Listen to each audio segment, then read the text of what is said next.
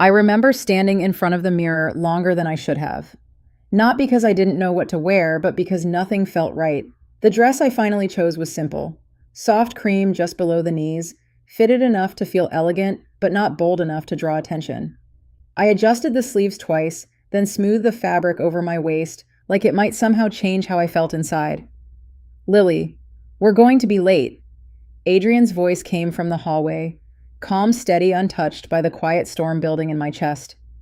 I'm coming, I replied, forcing brightness into my tone. I took one last look at myself. You're fine, I told my reflection. It's just dinner. But it wasn't just dinner. It was the first time I would meet his entire family. The people who had built everything Adrian now stood on. The people who, from what little I'd heard, weren't exactly thrilled about me. The restaurant was exactly what I expected, and somehow worse. Soft golden lighting, polished glass, the kind of place where even the air felt expensive. Conversations hummed quietly under the sound of clinking glasses, and every table looked like it belonged in a magazine. Adrian walked beside me like he belonged there. I walked beside him like I was trying to. They're already here, he said, glancing toward the far end of the room. I followed his gaze. A long table, 6 people, all perfectly composed, and all looking at me. Something tightened in my chest. Relax, Adrian murmured, placing a hand lightly on my back. They're just curious. Curious, that was one way to put it. Lily, this is my mother, Eleanor, and my father, Richard. Eleanor didn't stand. She didn't even fully smile. Instead, she tilted her head slightly, eyes scanning me in a way that felt less like greeting and more like evaluation. So she said smoothly, "This is Lily. Not nice to meet you. Not we've heard so much about you. Just that. This is my sister, Vanessa." Adrian continued. Vanessa offered a polite smile, but it didn't reach her eyes. And her husband, Mark. And my uncle, Charles. Introductions finished. I sat down, folding my hands neatly in my lap. For a moment, no one spoke. Then Eleanor broke the silence. "So, Lily," she began, lifting her glass delicately. "Adrian tells us you work in, what was it again?" "A community design center," I said. "I help coordinate local projects, public spaces, small businesses." "How quaint." Vanessa interrupted, her tone light but sharp around the edges. I smiled anyway. "It's meaningful work." "I'm sure it is," Mark added, exchanging a glance with Vanessa. "Though I imagine it's not exactly lucrative." The table chuckled softly. My fingers tightened under the tablecloth. "It's not about the money," I said gently. Eleanor took a sip of her drink, watching me over the rim of the glass. "No," she said. "I suppose for some people it isn't." Dinner continued. Or rather, the performance did. Stories of investments, properties, international trip, each conversation seemed carefully chosen, like pieces of a puzzle I was never meant to fit into. "And where did you study?" Lily Charles asked casually. "State University," I replied. "Ah," he said, nodding slowly. "Adrian went to Westbridge." "I know," I said softly. "Of course you do." There was something in the way he said it, not outright rude, but unmistakably dismissive. I glanced at Adrian. He smiled faintly, cutting into his food, as if none of this was unusual, as if this was just how things were. "Adrian always had a certain standard," Eleanor continued. "We simply assumed he would choose someone similar." The words hung in the air. I felt them settle on my shoulders. Heavy.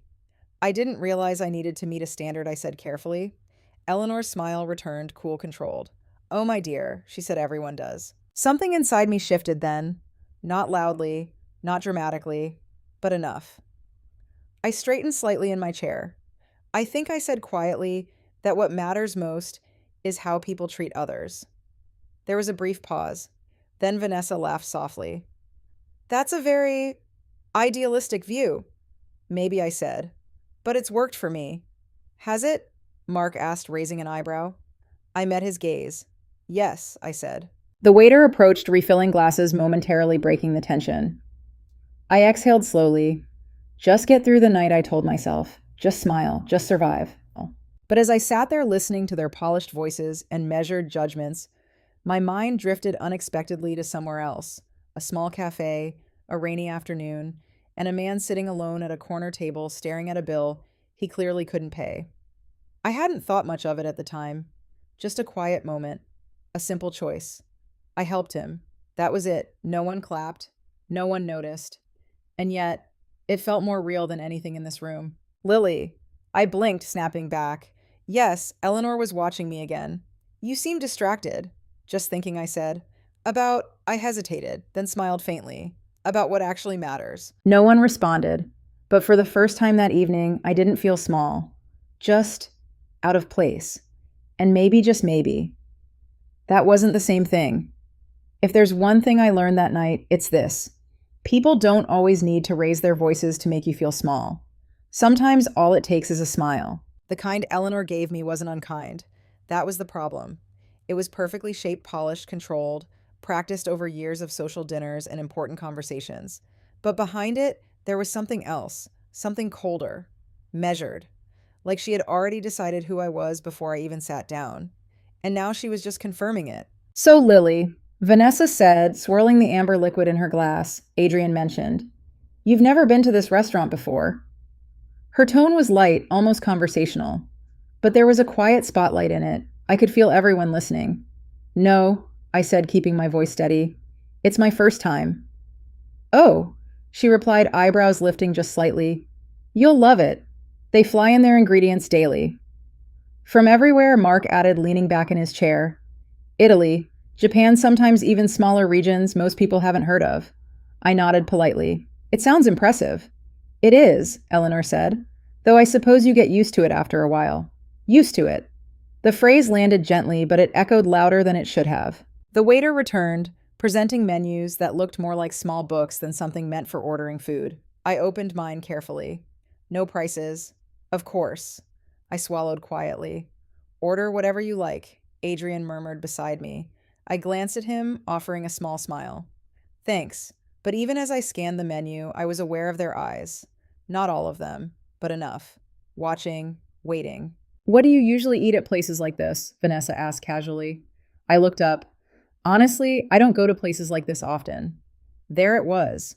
A simple truth. And somehow, it shifted the air again. Vanessa's lips curved slightly. How refreshing. I couldn't tell if she meant it. I think it's important, Charles chimed in, to experience a certain level of refinement. Exposure shapes people, Eleanor added smoothly. It expands their understanding of the world. I nodded. I agree. But I think there are different ways to understand the world. Oh. Eleanor tilted her head again. And what would those be? I paused for a moment, choosing my words carefully. Talking to people, I said. Listening to their stories. Being present in places that aren't always comfortable. There was a brief silence. Then Mark let out a soft chuckle. That sounds very grounded. I take that as a compliment, I replied. He smiled, but didn't respond. The conversation shifted again, but not away from me, just around me, like I had become the center of something unspoken. Adrian just closed a deal in Singapore, Eleanor said, turning slightly toward me. A very complex one. That's amazing, I said, looking at him. He gave a modest shrug. It was a team effort. It was leadership, she corrected. Not everyone can handle that level of pressure. I could hear the pride in her voice. And something else. Expectation. Vanessa leaned forward slightly. You must be very proud, Lily. I am, I said sincerely. And do you understand what he does? She asked. The question was soft, carefully placed, but it hit harder than anything so far. I met her gaze. Not in the same way he does, I admitted. But I understand how much work he puts into it. She hummed lightly. That's one way of looking at it. I felt Adrian shift beside me, but he didn't speak. Not yet. What about your work? Charles asked. You mentioned community projects. Yes, I said, grateful for the change, at least on the surface. We help redesign public areas, parks, small business spaces, things that bring people together. That's nice, he said. Nice. That word again. Always nice. Never important. Do you see yourself continuing that long term? Eleanor asked. I do, I said. It matters to me. She nodded slowly. And how do you see that fitting into this life? There it was, not hidden anymore. I glanced at Adrian again. This time he noticed. Our eyes met. For a second, I thought he might say something. Anything. But then he looked away. I think I said quietly that people bring different things into a relationship. Of course they do, Eleanor agreed. But balance is essential. Balance doesn't always mean similarity, I replied. No, she said. But it does require compatibility. The word hung in the air. Compatibility. I could feel it settling over the table like a quiet verdict. The food arrived then, beautifully plated, almost too perfect to touch. For a few moments, the conversation paused as everyone focused on their dishes. I took a bite. It was good. Of course it was, but I barely tasted it. So Lily, Mark said, after a moment, what does your family do? I swallowed slowly. They run a small shop, I said. It's been in our neighborhood for years. What kind of shop? Home goods. Everyday things. He nodded. Sounds stable. It is, I said. And they're still in the same area? Vanessa asked. Yes. She exchanged another glance with Mark. That must be very different from Adrian's upbringing. I didn't answer right away, because the truth was, it was. I think different doesn't have to mean less, I said, finally. Eleanor smiled again. That same polished smile. No one said it did, but everything about the moment said otherwise. The conversation drifted again, back to travel investments, future plans, words I understood, worlds I didn't belong to, at least not in their eyes. And yet, somewhere beneath the discomfort, something else was growing. Not anger, not even embarrassment, just clarity. I didn't fit here. Not in the way they wanted, not in the way they expected, and maybe that wasn't something I needed to fix. I glanced down at my hands resting in my lap, steady, calm, stronger than I felt when the night began. Because for all their stories of wealth and success, for all their polished words and careful judgments, there was something missing, something I had seen before, not here, but somewhere quieter, simpler, real. A flicker of memory crossed my mind again. That small cafe, that man. The way he looked at Minot with judgment, but with gratitude, like what I did mattered, like I mattered. Lily. I looked up. Adrian was watching me now. Are you okay? He asked softly. For a moment, I considered giving him the easy answer, the one that would keep everything smooth, everything comfortable. But instead, I'm learning, I said. He frowned slightly, learning what I held his gaze, where I stand. No one else spoke, but somehow I felt like everyone heard it. And for the first time that night, the silence didn't feel like pressure. It felt like space. There's a moment in every conversation when politeness fades, not all at once, not loudly, just enough. It started with a laugh, soft, almost forgettable, but it lingered a little too long. I admire your optimism, Lily Vanessa said, setting her fork down with delicate precision. It's not easy to stay so positive when life is less predictable. I knew what she meant. She didn't have to explain. My life is actually pretty stable, I replied, keeping my tone even. Of course, she said quickly. I didn't mean unstable in a bad way, just different. Different, that word again. Always wrapped in something gentle, always carrying something sharper underneath. Mark leaned back in his chair, studying me with mild curiosity. I think what Vanessa means, he added, is that people from certain backgrounds tend to see the world through a narrower lens. There it was, not hidden, not softened, just said. I felt my fingers tighten slightly around the edge of my napkin, but I didn't let it show. Or maybe I said calmly, we just see it from a different angle. He smiled, not kindly. That's one way to put it. Across the table, Eleanor remained quiet, watching, evaluating, like this was exactly the direction she expected the evening to go. And your work, Charles chimed in again, as if continuing a casual discussion. You redesign small public spaces, right? Yes. And you find that fulfilling? I do. He nodded slowly, then exchanged a glance with Eleanor. I suppose fulfillment means different things to different people. Each sentence was careful, measured, never openly cruel, but each one carried the same message. You are less, you are smaller, you don't belong here. I took a slow breath, focused on staying steady. I think fulfillment comes from knowing you're making a difference. I said. In what way? Mark asked. In people's lives, I replied. In places that matter to them. There was a brief pause. Then Vanessa smiled again. That's very heartfelt. It was the way she said it, like it was something admirable but also something naive. I glanced at Adrian again. This time I didn't expect him to speak, and somehow that made it worse. So tell me, Eleanor said finally, leaning forward slightly, her voice calm but sharper now. Do you ever feel out of place in environments like this? The question landed directly. No softness, no disguise. For a moment, the room seemed quieter. Even the low hum of conversation around us faded into the background. I felt every pair of eyes at the table turn toward me, waiting. I could have deflected, smiled, turned it into something light. But something inside me, didn't want to. Sometimes, I admitted, the honesty surprised them. I could see it, but not for the reasons you might think. Eleanor's gaze sharpened slightly. And what reasons would those be? I hesitated, not because I didn't know the answer, but because I wasn't sure how much I wanted to say out loud. Because I said slowly, it feels like I'm being measured against things that don't really define who I am. No one spoke, so I continued. Where I studied, how much I make, what I'm used to. Those things matter to some people. They matter for a reason, Mark interjected. I'm sure they do, I said, but they're not the only things that matter. Vanessa tilted her head, watching me closely. You sound very certain. I am. For a brief second, something shifted. Not in them, but in me. And maybe they felt it too, because the next comment didn't come as smoothly. Well, Charles said, clearing his throat lightly, certainty often comes from limited experience. I met his gaze, or from knowing what you value. The tension at the table thickened, subtle but undeniable. Adrian shifted again beside me. Maybe we should change the subject. He said, his tone light but strained. Yes, Eleanor agreed smoothly. No need to turn dinner into a debate.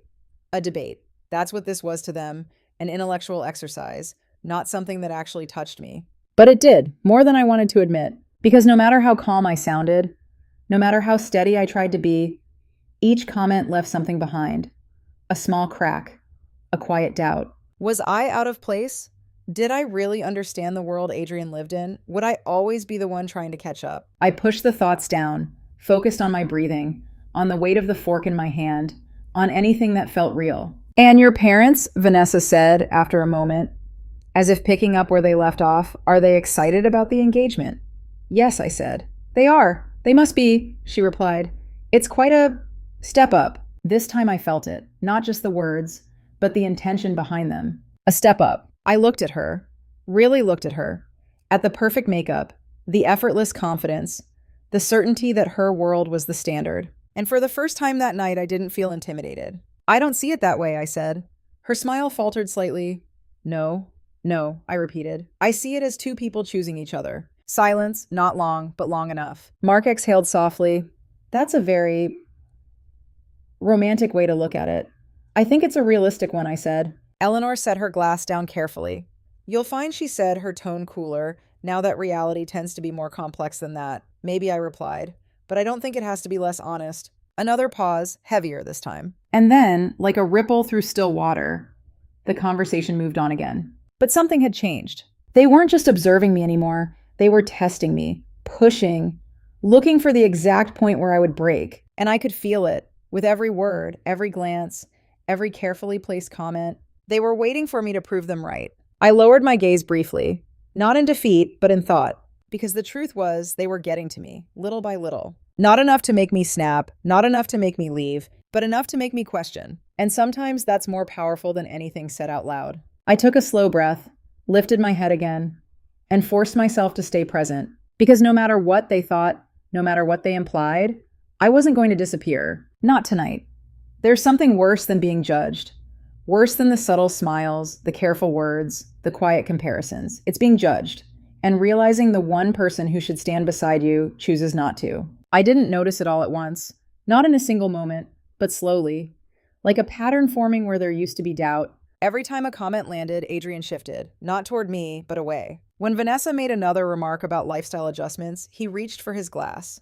When Mark questioned whether I would adapt long term, Adrian suddenly became very interested in the menu again. And when Eleanor asked me again if I truly felt comfortable in this kind of environment, he smiled, lightly, like it was just conversation. Like I wasn't sitting right beside him, holding myself together piece by piece. Adrian Charles said, "At one point, you remember that gala last winter? The one at the Harrington estate?"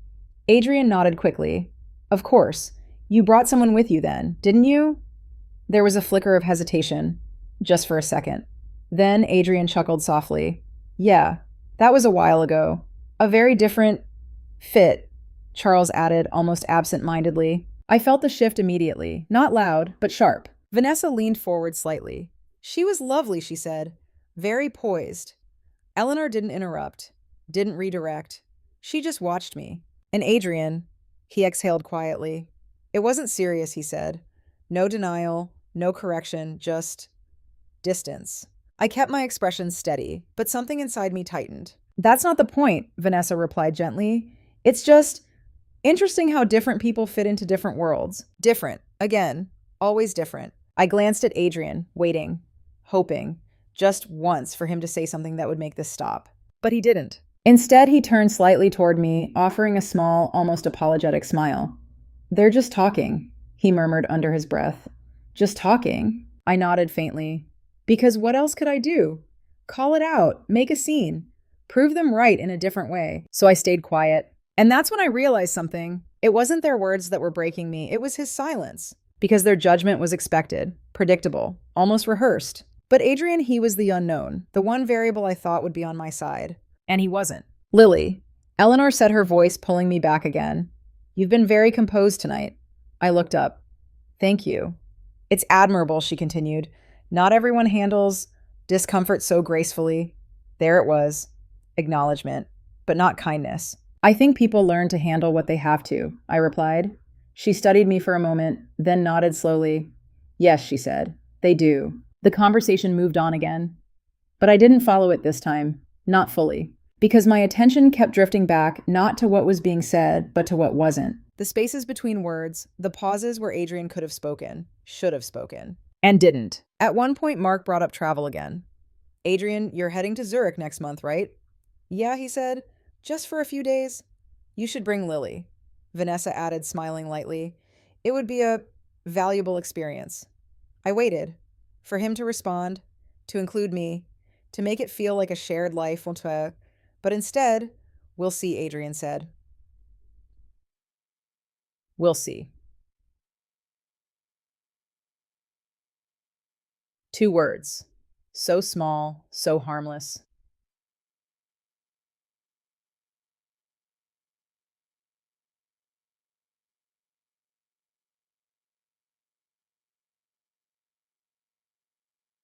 And yet, they landed harder than anything else that night.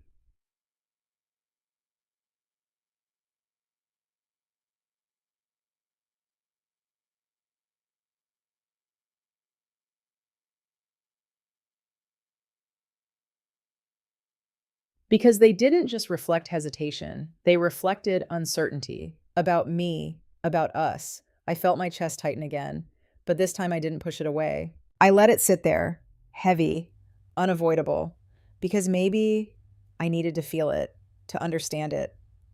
"Lily, have you ever been to Europe?" Charles asked casually. "No," I said.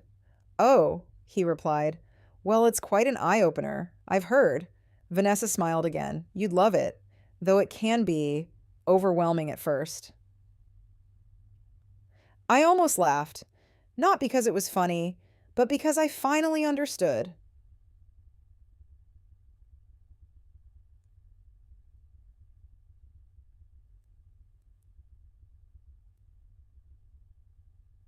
It didn't matter what I said or how I said it.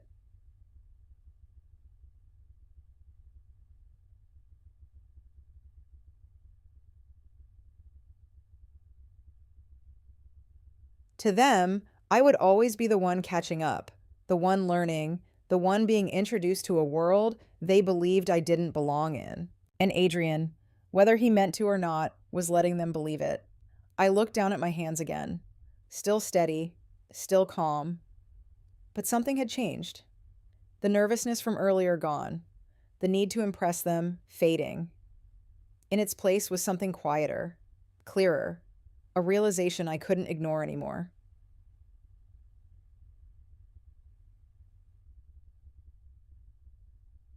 This wasn't just about them.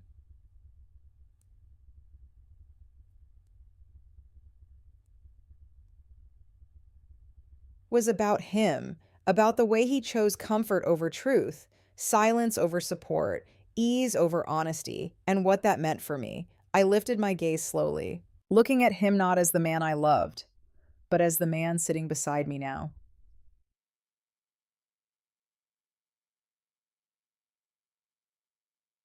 And for the first time that night, I didn't wonder what they thought of me. I wondered what I thought of him.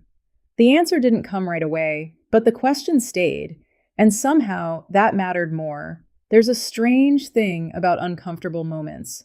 When the present becomes too heavy, your mind searches for somewhere lighter to rest. For me, it wasn't a place, it was a memory.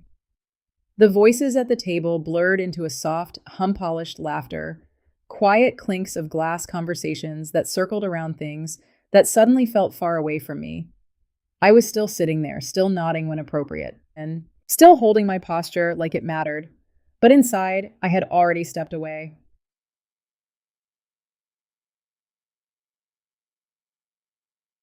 It had been a rainy afternoon. Nothing special, just one of those days where the sky couldn't decide if it wanted to pour or simply hang heavy over everything. I had ducked into a small cafe near my office, the kind of place people pass by without noticing.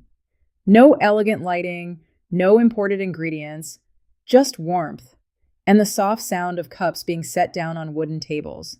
I remember choosing a seat by the window, watching the rain trace slow paths down the glass, letting myself breathe for a moment.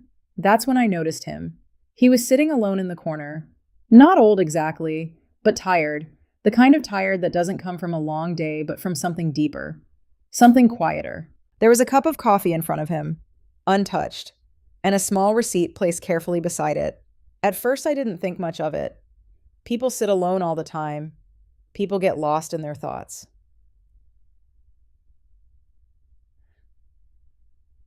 But then I saw the way he looked at the receipt, not just once, but again and again.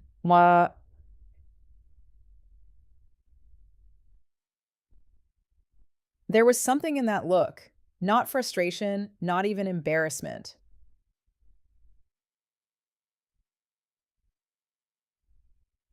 just hesitation.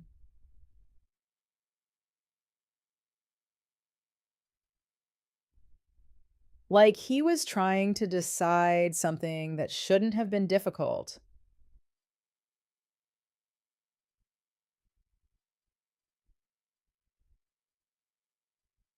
I remember telling myself it wasn't my business, that I should stay where I was, finish my coffee, go back to my day.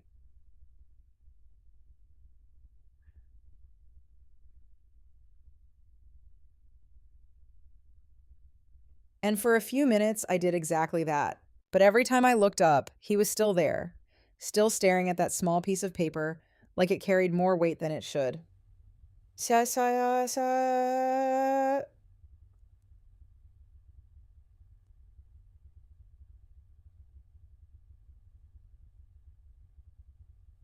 Until finally, he stood up, slowly, carefully, and walked toward the counter.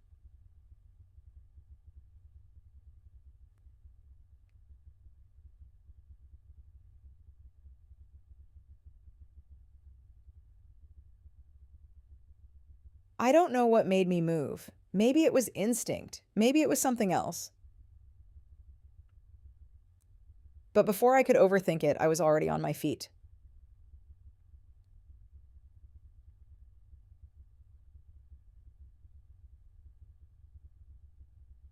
Excuse me, I said gently, stepping closer. He turned clearly surprised.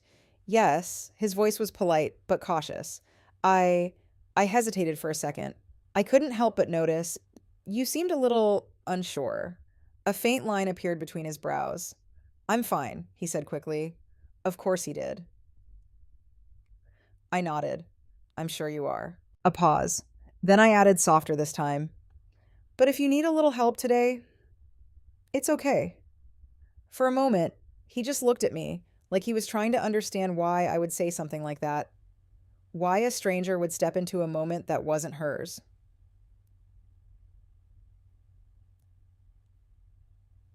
I don't usually. He started, then stopped. His gaze dropped briefly to the counter. I didn't expect to stay this long, he admitted quietly. I left my wallet in another jacket. Uh, it was such a simple thing. So small. Uh,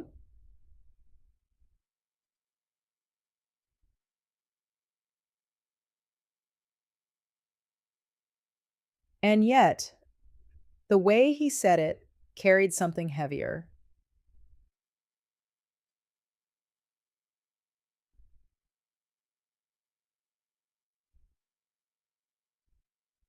Embarrassment.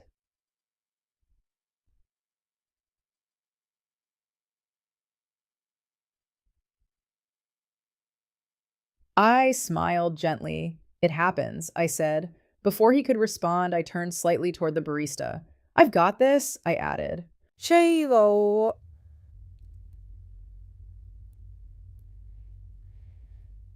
No, that's not necessary, he said quickly. It's okay, I replied. Really?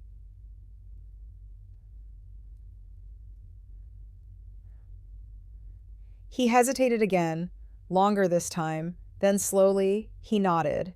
Thank you, he said. Not loudly, not dramatically,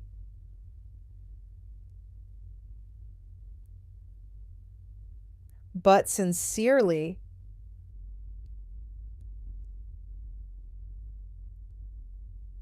I paid for the coffee. Nothing more. No big gesture. No attention.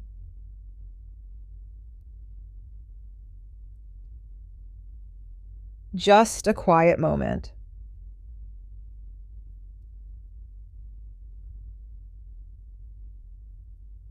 As we stepped away from the counter, he looked at me again. This isn't something people usually do, he said. I shrugged lightly. I think people do, I replied. Just not always when someone's watching. That seemed to stay with him.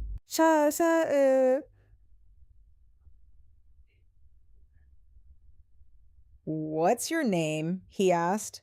Lily. He nodded. Lily, he repeated, like he wanted to remember it. And you? I asked. He paused for just a second, then smiled faintly. Just someone who won't forget this.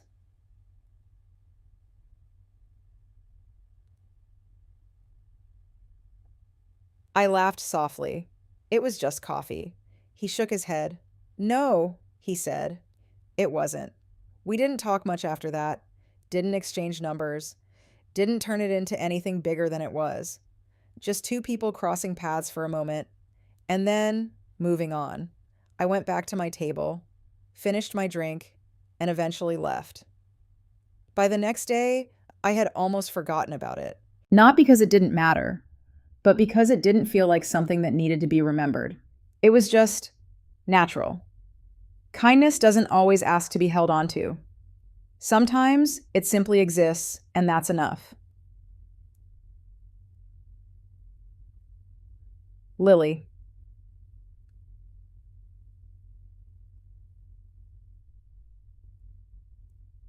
The sound of my name pulled me back, sharp, immediate.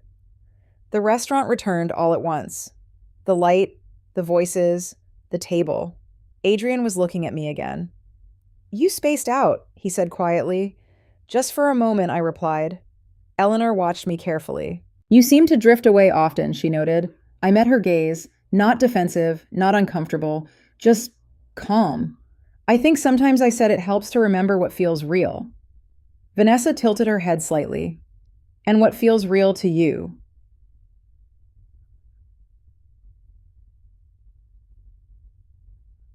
I paused, not because I didn't know, but because the answer felt too simple for this room.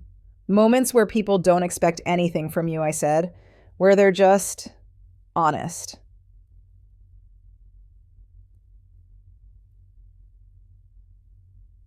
No one spoke.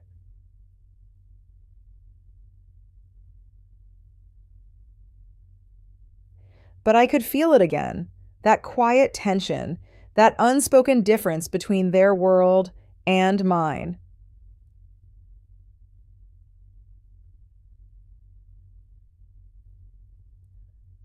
And for the first time, I didn't feel like I had to bridge it. Because sitting there, between polished words and careful judgments, I realized something. The smallest moment from that cafe, a cup of coffee, a quiet thank you, a genuine connection, felt more valuable than everything on this table. And somehow that didn't make me smaller. Okay. It made me certain. There's a moment in every night like that when everything reaches a quiet peak. Not loud, not explosive, but stretched so thin that even the smallest shift could change everything. By the time dessert menus arrived, I could feel it. Not just in myself, but in the table. The politeness was still there. The smiles, the measured tones. But underneath, something sharper had taken hold. You handled yourself well tonight, Eleanor said, setting her glass down with deliberate care. It sounded like a compliment, but it didn't feel like one. Thank you, I replied. It's not easy. She continued to step into a world that's unfamiliar. There it was again. Unfamiliar.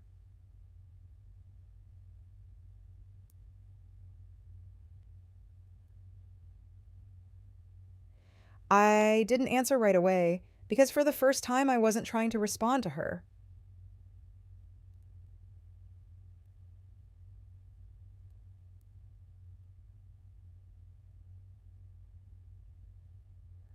I was listening to myself.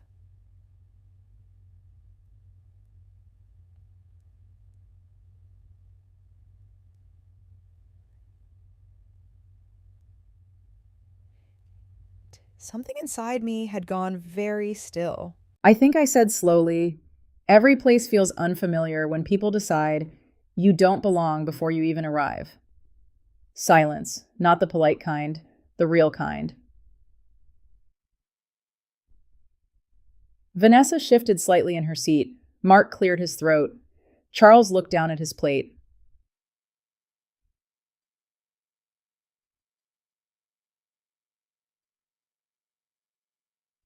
And Eleanor, she didn't look away. Belonging, she said carefully, is something people earn. I held her gaze. Or something they're given, I replied. Another pause. Scheiße. This one heavier.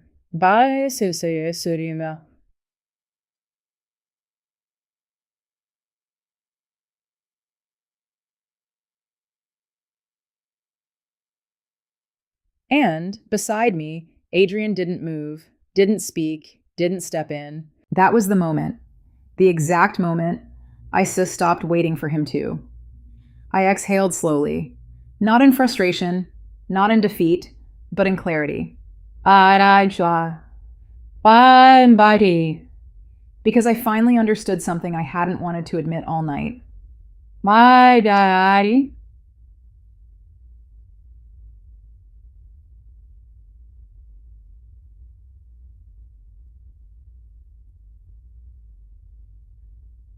I wasn't alone because of them. I was alone because of him. And once that truth settled, everything else became quieter, simpler. I think we should head out soon, Adrian said suddenly, his voice cutting through the stillness. Too quick, too late.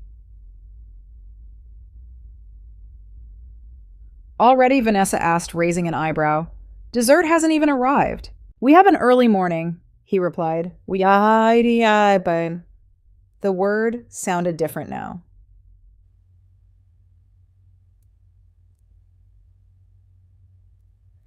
Before anyone could respond, it happened.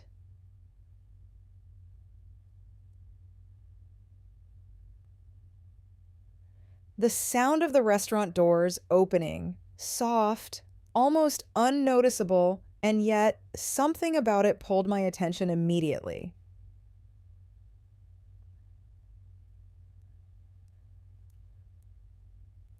I don't know why. Maybe it was instinct, maybe something deeper.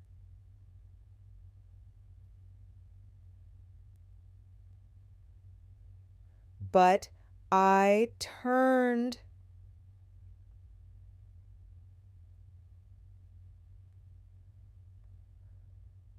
And when I did, time flowed.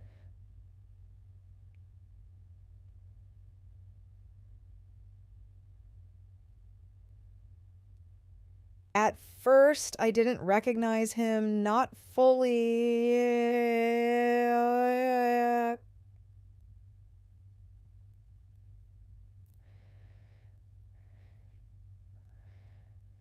The setting was different. The lighting, the atmosphere. He wasn't sitting in the corner of a quiet cafe anymore.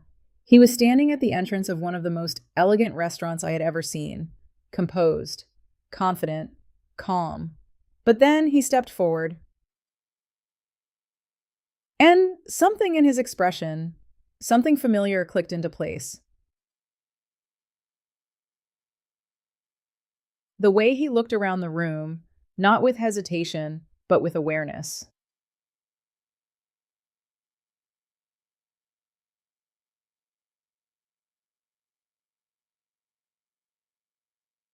The way his posture carried quiet certainty. I got.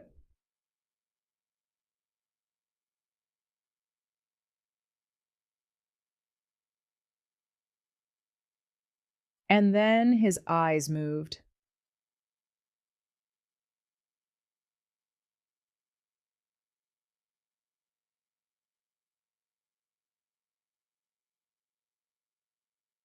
across the tables, past the soft lights, past the conversations.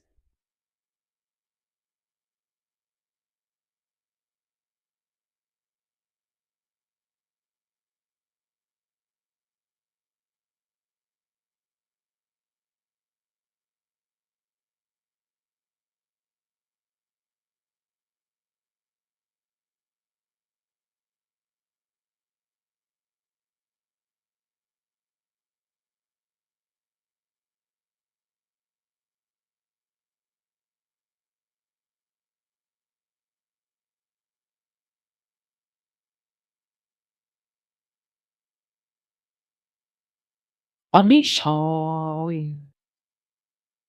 For a second, neither of us moved. And then recognition.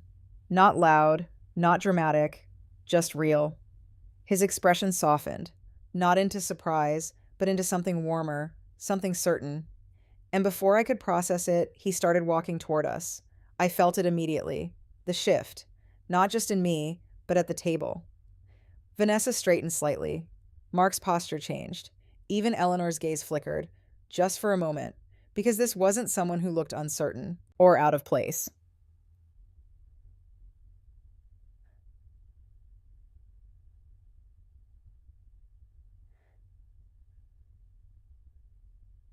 This was someone who belonged.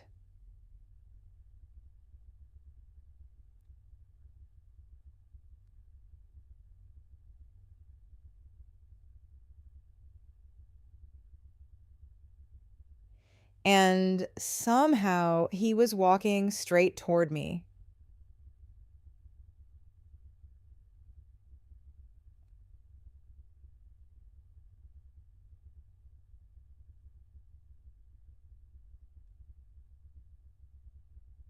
Good evening, he said as he reached the table. His voice was calm, steady.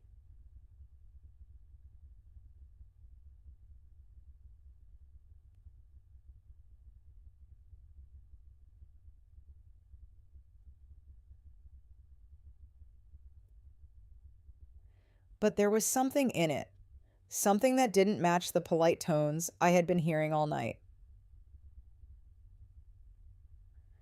It wasn't measured, it wasn't rehearsed.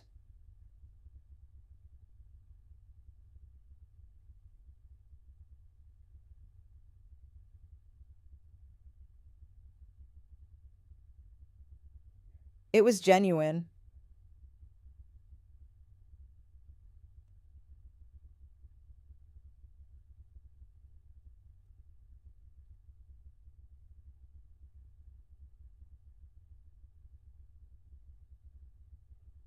I hope I'm not interrupting, he added, though his presence alone had already done that.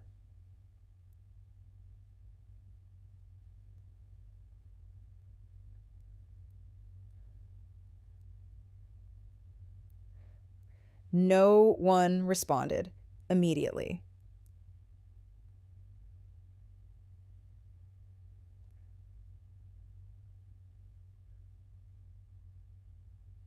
Because no one seemed to know how to.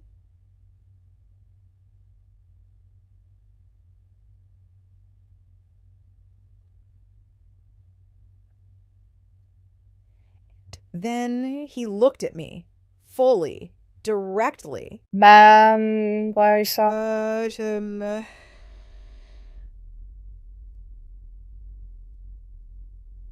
And smiled.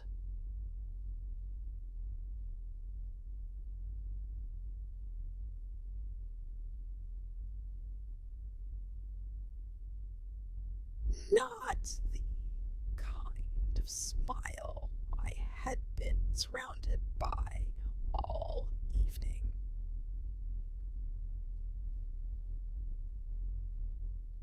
Not polite, not calculated.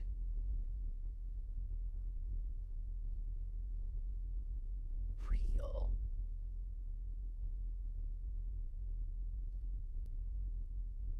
Lily, he said.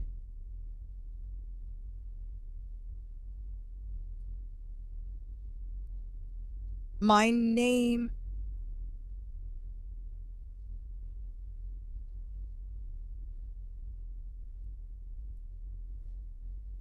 In that moment, everything shifted.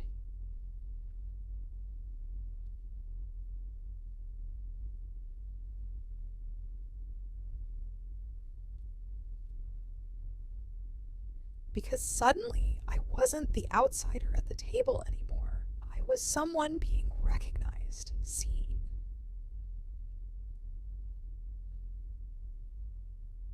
And whatever this moment was about to become,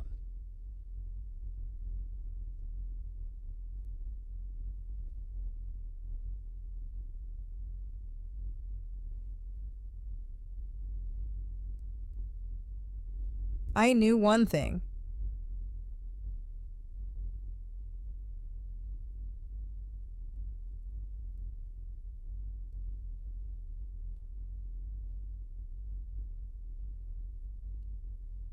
This wasn't part of their script.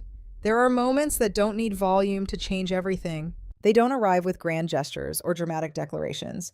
They happen quietly, in the way someone looks at you, in the way they say your name, Lily. He said it like it mattered, like it meant something beyond the surface. For a second, I couldn't respond.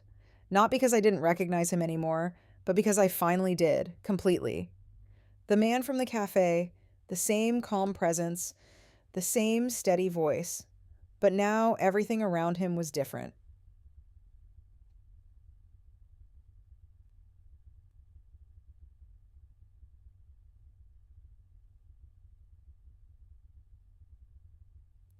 The way the staff near the entrance subtly straightened, the way the host gave him a small, respectful nod, the way he carried himself not with arrogance, but with quiet authority.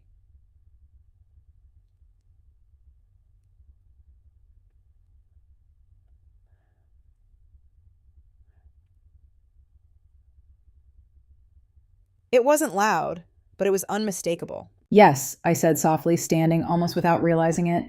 I remember you. A faint smile touched his lips. I was hoping you would. Ahe. Behind me, I could feel the shift at the table growing sharper. Curiosity, confusion, something else, something closer to recalculation.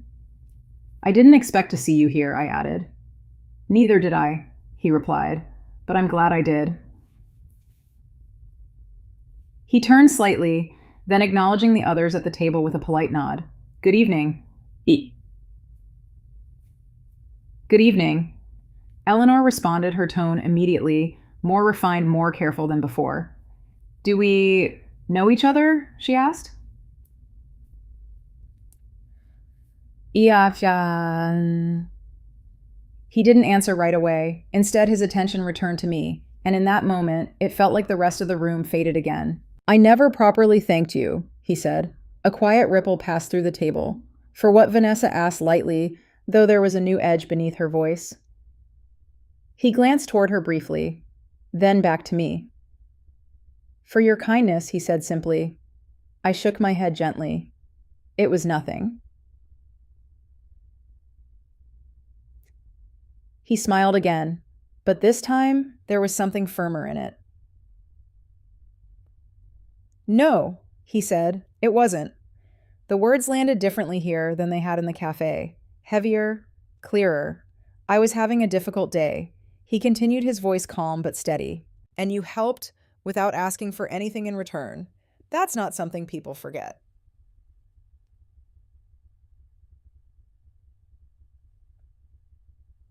No one spoke.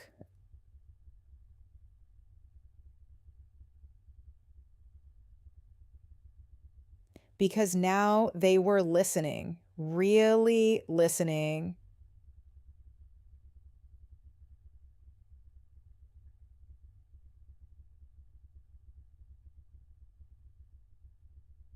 I felt it, the attention, the shift in weight at the table.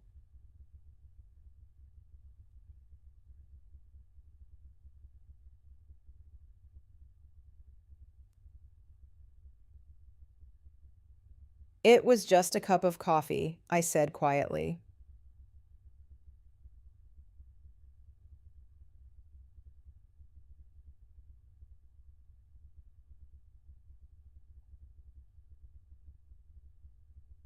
And yet, he replied, it told me everything I needed to know about the kind of person you are. Silence. Not uncomfortable this time, just still.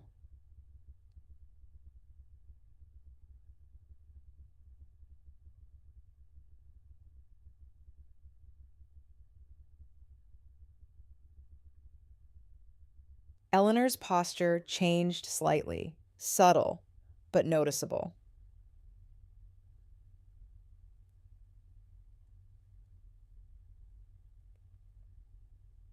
That's very kind of you to say, she said, her tone now warmer, almost measured in a different way. Lily has always seemed thoughtful.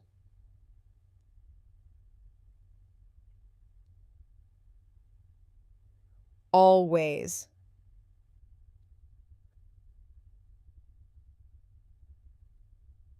The word almost made me smile.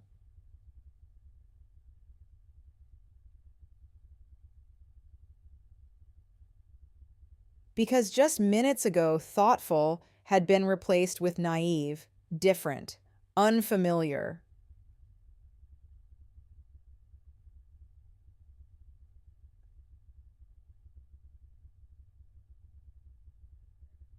And now it was something else.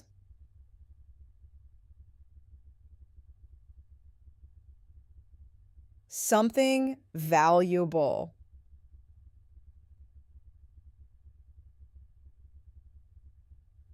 Mark cleared his throat lightly. And you are, he asked. The man finally turned fully toward him. My name is Victor Hale, he said. The name seemed to land instantly. I didn't know why. Not fully, but the reaction around the table told me everything I needed to understand.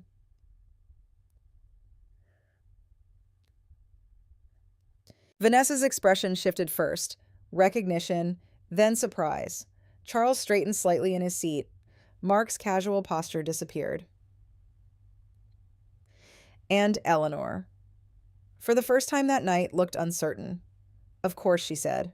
After a brief pause, her voice smoother now, but carrying something new beneath it. It's a pleasure. Victor inclined his head politely. The pleasure is mine, he replied.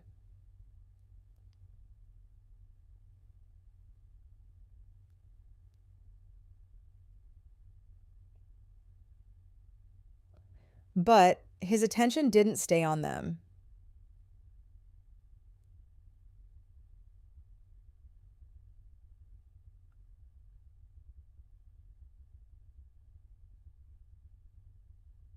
It returned to me.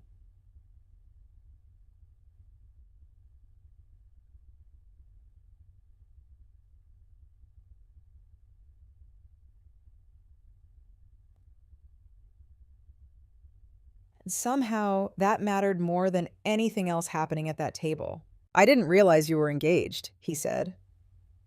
I glanced at Adrian.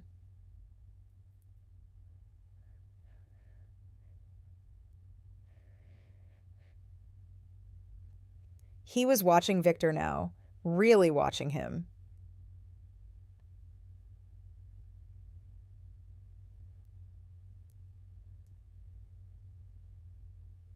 Yes, I said, I am.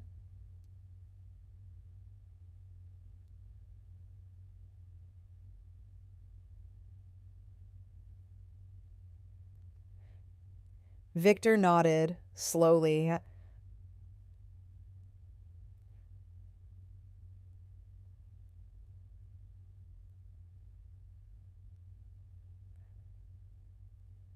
Then he's fortunate, he said, his tone calm but certain. The words weren't loud, weren't exaggerated, but they cut through everything.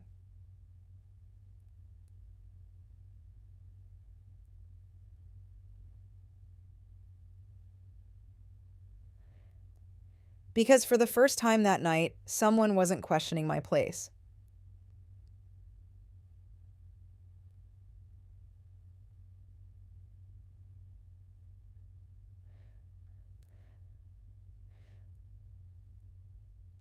They were acknowledging my value, and not because of where I came from or what I had, but because of something simpler, something real.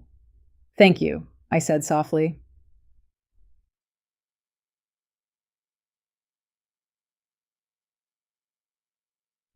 Adrian shifted beside me. I appreciate that he added quickly, his voice tighter than before. Victor glanced at him briefly, then nodded. I'm sure you do.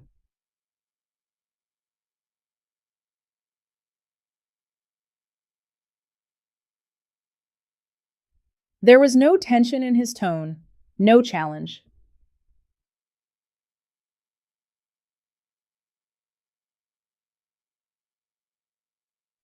And yet, something in the air tightened anyway.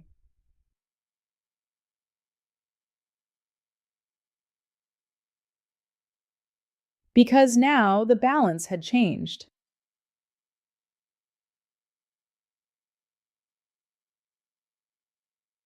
Not dramatically, not obviously,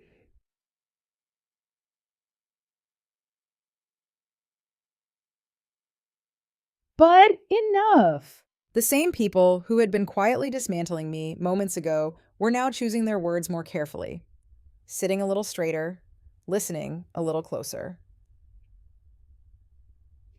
And I saw it, all of it.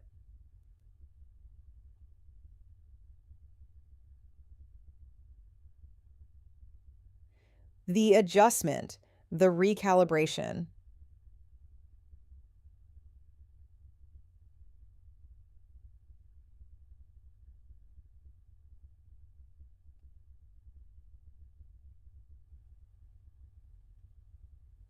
And for the first time that night, it didn't make me feel better.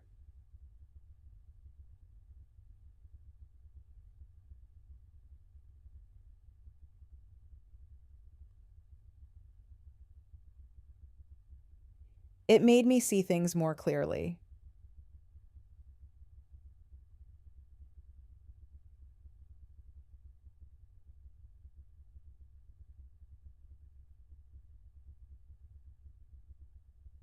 Because nothing about me had changed.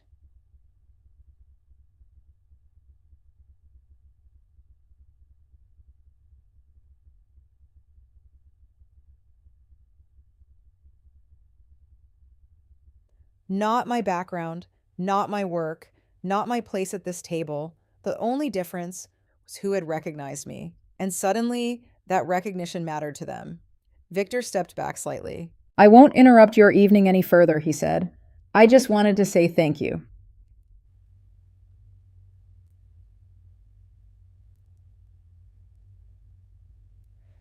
You're not interrupting, Eleanor said quickly.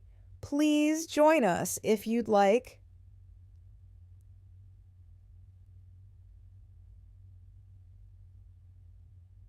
Of course.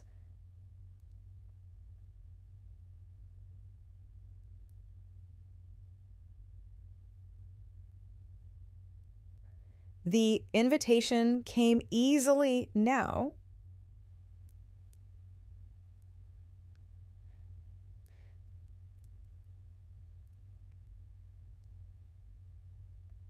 Naturally,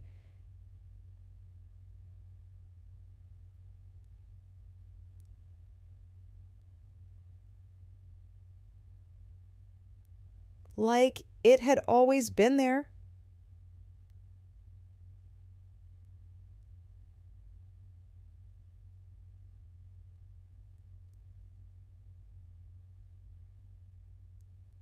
Victor paused, just for a moment.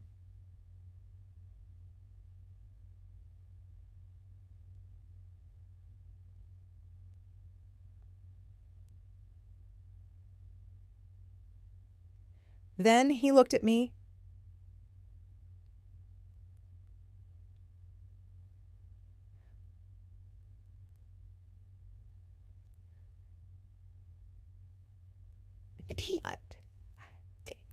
Not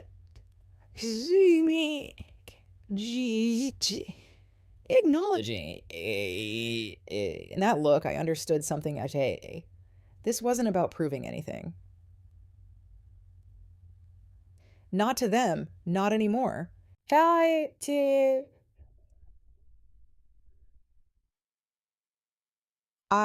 think we were just about to leave, I said quietly.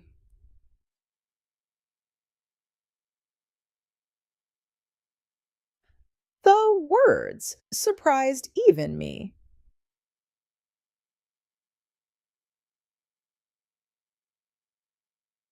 Adrian turned toward me. Lily.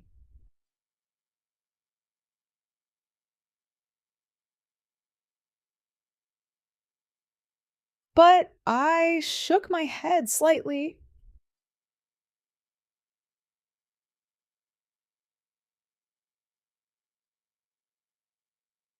Not sharply, not angrily.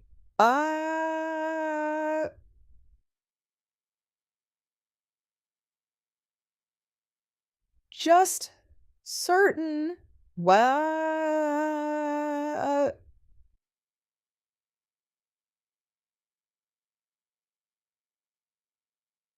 think I've seen enough for tonight. Silence. But this time it wasn't heavy. It was clear. Victor nodded once, a small gesture, but one that felt like understanding. It was good seeing you again, he said. You too, I replied. And as I picked up my bag, as I stepped away from the table, I didn't feel small. I didn't feel out of place. I didn't feel like I had something to prove. Because I finally understood something that no one at that table had been able to take from me. My worth was never up for discussion. They just didn't see it. Until someone else did. And by then, it didn't matter anymore. There's a strange kind of silence that follows clarity, not the heavy kind that fills a room with tension, not the awkward pauses I had felt all evening. This silence was different. It was quiet, but steady. The kind that comes when something inside you finally settles into place. The air outside the restaurant felt cooler than I expected. Or maybe it was just me. I stepped onto the sidewalk, letting out a breath I didn't realize I had been holding for hours. Behind me, the door closed softly, cutting off the warm lights, the polished voices, the world I had spent the entire evening trying to fit into. Lily, wait. Adrian's voice, closer now, less composed than before. I didn't turn right away, not because I was angry, but because I needed one more second, one more moment to hold on to what I was feeling before it got complicated again. Footsteps approached, then stopped just behind me. That didn't go how I expected, he said. I almost smiled, not because it was funny, but because it was honest in the most incomplete way. No, I replied quietly. It didn't. A pause. I'm sorry about them, he added. They can be A lot. I turned then, slowly, looking at him, not with frustration, not with hurt alone, but with something clearer. It wasn't just them, I said. He frowned slightly. What do you mean? I held his gaze. You were there. The words weren't loud, but they didn't need to be. I know, he said quickly, and I should have stepped in more. He hesitated, searching. I didn't want to make things worse. Worse. I let the words sit there for a moment. They were already worse, I said gently. Another pause, longer this time. I thought you could handle it, he said. That one hurt, not sharply, but deeply. I did, I replied, and that's the problem. He looked at me confused. You didn't need me to handle it, I continued. You needed to stand beside me. The words hung between us. I was trying to keep the peace, he said. At whose expense, I asked. Silence. Because he knew the answer. I exhaled slowly, not out of frustration, but out of acceptance. This isn't about one dinner, I said. It's about what tonight showed me. And what's that, he asked. I hesitated. Not because I didn't know, but because saying it out loud would make it real. That I was trying to earn a place, I said, in a room where I was already being measured. He opened his mouth to respond, but I continued. And worse, I added, I was trying to earn it next to someone who wasn't willing to stand with me. Lily, I don't blame you for who your family is, I said softly, but I do hold you accountable for who you choose to be with them. That landed. I could see it. I love you. He said, the words coming faster now. That hasn't changed. I believed him. That was the hardest part. I know, I said, and I did, but love on its own wasn't enough anymore. Tonight, I continued, they made me feel small. I paused, then added, but your silence made me feel alone. The honesty in that moment didn't break me. It freed me. Adrian looked down briefly, then back at me. I can do better, he said. Maybe he could. Maybe in another time, in another version of this story, that would have been enough. But not tonight. Because tonight wasn't about what he might become. It was about what I had already learned. I don't need you to do better later, I said quietly. I needed you to be there now. The words settled between us. Final. And for the first time since I met him, he didn't have a response. Not one that could change what had already happened.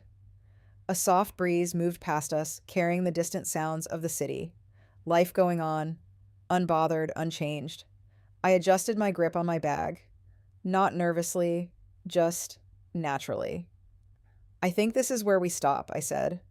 His expression shifted. Not dramatically, but enough. You're ending this, he asked.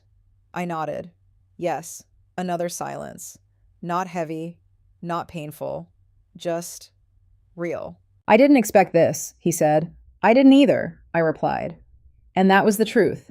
Because when I walked into that restaurant, I thought I was there to be accepted. But I wasn't. I was there to understand something I hadn't seen clearly before. That my worth wasn't something anyone at that table could give me or take away. It wasn't something I had to prove. And it definitely wasn't something I needed to negotiate.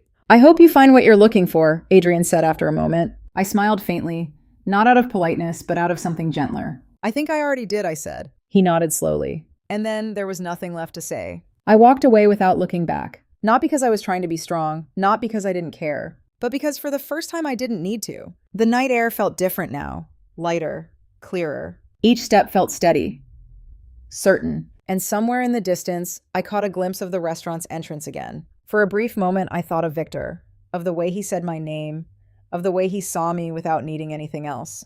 But even that wasn't the reason I felt the way I did now. Because this wasn't about him. It was about me. About finally understanding something I should have known all along. That being seen by others is powerful, but seeing yourself clearly, that changes everything. Moral lesson, you don't earn your worth by fitting into someone else's world.